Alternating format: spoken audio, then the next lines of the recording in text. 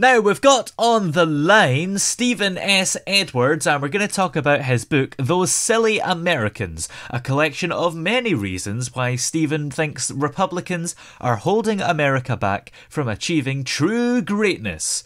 And, of course, he's here with us. How are you doing today? Doing very well. Thank you for having me. So, in what way do you think Republicans are holding America back from achieving true greatness? Oh, Lord, it is on a daily basis. I mean, every day I could probably give you a new example. I mean, you have to be there in the States. You see the news every day, or if you're international, you got the CNN or the MSNBC and the Fox News. I see everywhere, some parts of the world, because I'm always on the road. I've been on the road for 25 years, for good's sake. But they are always there to block you from achieving or taking the next level. As soon as you get a little bit ahead and they think you have a little bit of cash, then all of a sudden the price of some goods will go up. So they're going to find a way to extract it back out of you one way or another. And it's just really, really unfortunate, because it is the richest country. It is the country that the whole world looks upon, and it has to do better. They're blinded right now. It's been happening for the last 15, 20 years. And the younger generation, they have to come in and take over if they don't. I mean, it's not just America that depends upon it. It's the whole world. It's many, many countries, and the biggest thing is if they see something happen in the U.S., then they have a little bit of like, we can do it too. If they can do it there, then it's okay to do it here. No, it's not. But they use that as an excuse because America is the leaders. But right now, there's just so much bizarreness, maybe we'll use a word, that's going on all over. It's just crazy. And I've put in 35 years of business experience. I've traveled many parts of the world. I know what people's thoughts are about America. I mean, when Obama was running against Hillary, that's all people would ask me. Hey, Obama or Hillary? Hey, Obama. It's like, I'm here for dinner. I'm having fish and chips. That's a true story. I forgot the name of this place, but it was London. And I went there specifically because they were supposed to have the best fish and chips. And it was I've never seen such a big piece of fish. And because we don't get it that big in America on the fish and chips. It was great. So anyways, the outcome was obvious. Obama won. And then I put in the book how, Obama was good on a lot of things, but I also put in there how he was very bad. And he didn't do well on his second term. He just totally dropped the ball. He had so much more power to do some good things. He's a good man, but man, did he screw up. So I put how he screwed up in the book, how he could have done much better. I criticized the European Union, for goodness sakes. It's like, what are you waiting for? It's like you didn't see this coming. So I put that in there. I put in business experience I have. I mean, the thing is, I look at what I put in a smorgasbord of everything in this book. I mean, these are all direct experiences. It's like, what are you going to do? You shut down for COVID. So I went to Dubai and wrote a book. And where does the book lie on the political spectrum? Because criticising Republicans kind of makes it left-wing, but criticising the European Union makes it about right-wing as well. I kind of go after everybody, even the Democrats, how they're failing on their own successes. I think that's obvious. I think they now recognize that. Biden is finally coming out swinging just a little bit. He's always a little bit slow. I think he does it purposely, but he gets the job done. And he came out with that speech a couple of days ago calling those Trump supporters lunatics. He didn't use the word lunatic, but he's finally calling them out. And it's like, you should have been calling them out immediately. And as often as you can, you should warn the public about not sending the guy any money. The guy meaning Donald Trump. Don't send him any money. He's a total fraudster. He's been a fraudster all his life. People don't know that. And instead of having a great legacy and going off and making tons of money after your presidency, he's all embroiled in litigation, in courts. It's like, what are you doing? And then you're trying to say, election was stolen. What are you doing? What are you thinking? Get it out of your head. You lost. I mean, should we now go back to the Super Bowl and say, oh, wow, let's do the Super Bowl again? And, that wasn't fair either, even though it was on film, even though there's 8 referees on the field. It's just ludicrous, this guy, and how people are buying into it. And I'm trying to give them a wake-up call, because I've traveled all over the U.S. My business was all over the U.S. Well, I guess 99% of the businesses in the U.S., you are home based. So if you're from a certain city, you operate out of that city. I lived in Phoenix, Arizona, but I operated everywhere else. I barely did business in Phoenix, which was very interesting. Vegas, LA, New York was one of my busiest markets. DC was my busiest market next to New York. So I put in my experiences about 9/11, getting people out of New York. After the 9/11, they were like screaming at me to get them out. It's like, I only have so many cars. I had to take people down to DC, one down to Tennessee, one down to Florida, Palm Beach. Wow. Oh man, we were going everywhere. Yeah.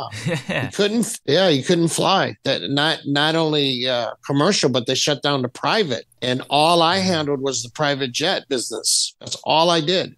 So yeah, they couldn't fly their own airplanes, so I had to drive them down. They didn't want to stay in New York. They wanted to get the heck out of there. They were like, "Get me out of here!" Yeah, I understood it. I mean, New York's a great city, but and I criticized George Bush about the 9/11. I kind of go into detail of.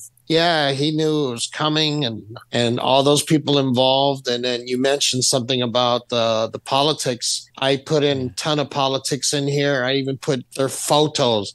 I put in about Lindsey Graham and how, what he's doing in desperate modes to be a politician. I put in there Grassley. He's 88 years old. I'm like, dude, enough. Retire. Just retire. Ruth Bader Ginsburg, she's on the Supreme Court. She should have retired when she was 70-something. Just enjoy life. Why do you need to stay on the bench? Obama was in firm control. You would have had another Democrat there in their 50s. What are you waiting for? I mean, why do you want to be on the bench? Is it a part? So I kind of give people the analytics of the American mindset. It's like, this is how Americans are. This is who they are and how they are, and they're not going to change soon. You can change them. They can change, but they have to do it on their own. You got to give them a wake-up call. And right now, they really, really need a wake-up call. Yeah. And on your website, it says statistics, things to note before you read. And one of them is that there are 12,000 UFO sightings in the US. What's the importance of that statistic? That we are not alone. Yeah, we are not alone. I've had 3 experiences, 3.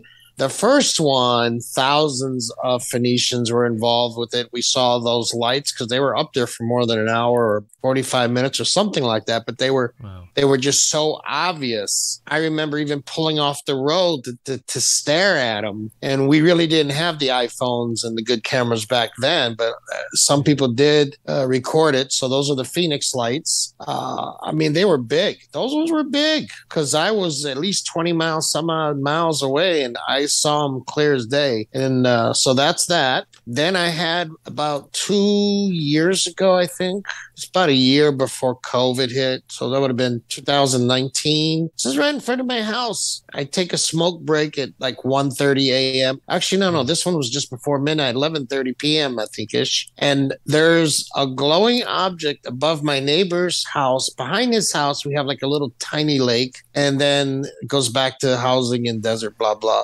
So this is in Phoenix, Arizona. And I'm watching it. It's like a spin top. And I'm just staring at it. I'm not drunk. I'm feeling drunk.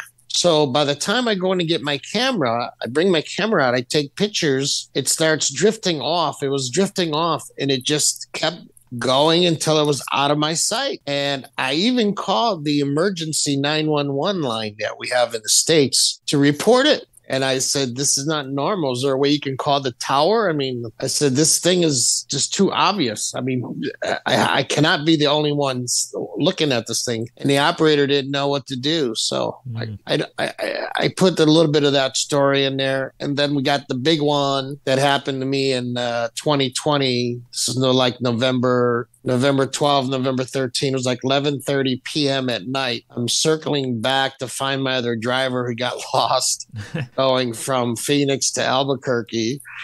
So I'm like, okay, just stay where you are. I'll come get you. I take the shortcut road, which is going right, cutting through the middle of the desert south of Albuquerque.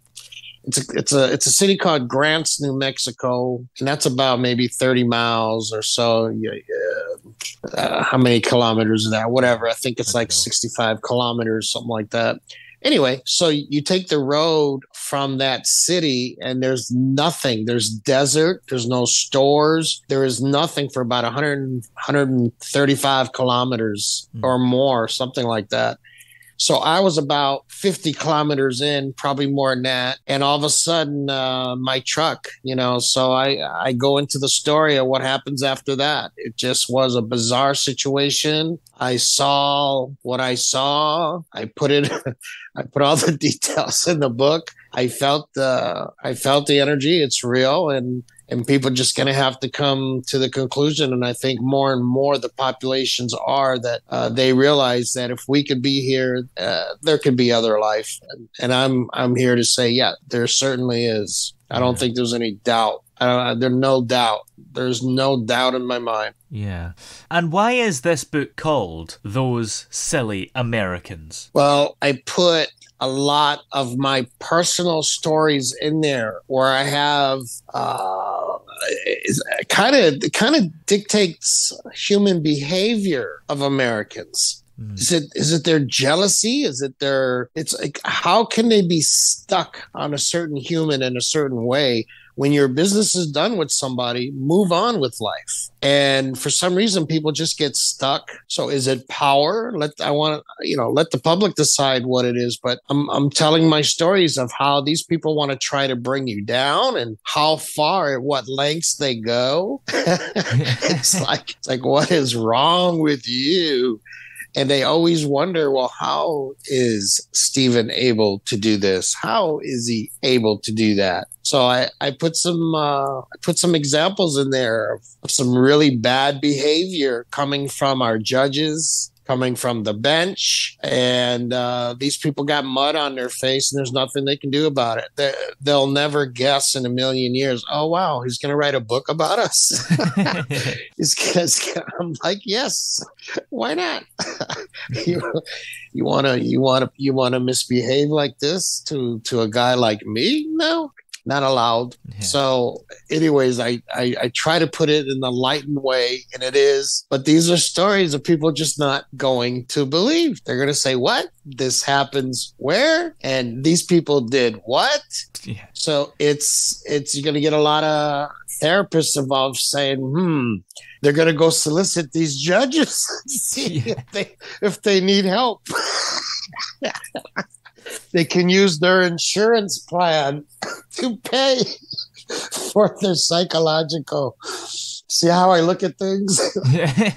You gotta, it is what it is. You are who you are. And I put that in the book. There's a lot of stuff in there that's kind of pretty interesting. So wait till you read it. It's actually, you know what? It's available, I think, officially today. I think we finally got it downloaded. It's under Those Silly Americans, tsamericans.com. Yeah.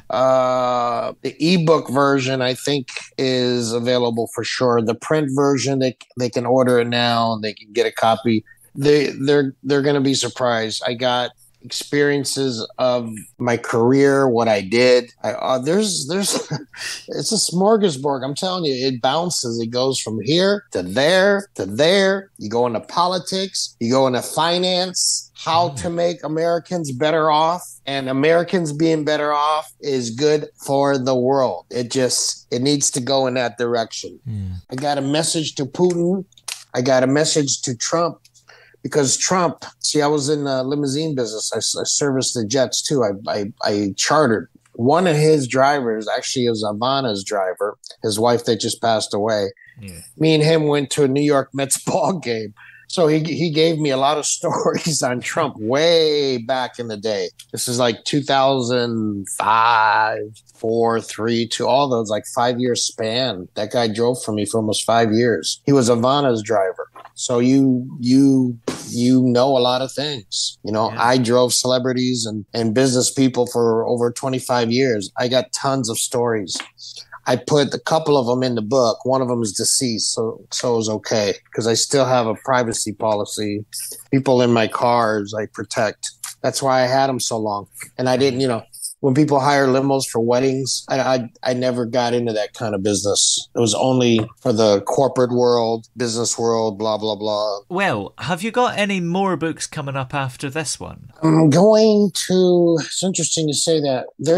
I can do a book just on my limousine jet charter business alone. Ooh. And that's under I got tons of stories. I can do a movie on that one.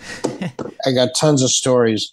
So that's possible. I just finished this one. We're just now going to print. We're just now getting it officially released. Like I said, I think it's actually today. It's now officially available on ebooks. I believe Amazon and all that. If not, I think it's tomorrow.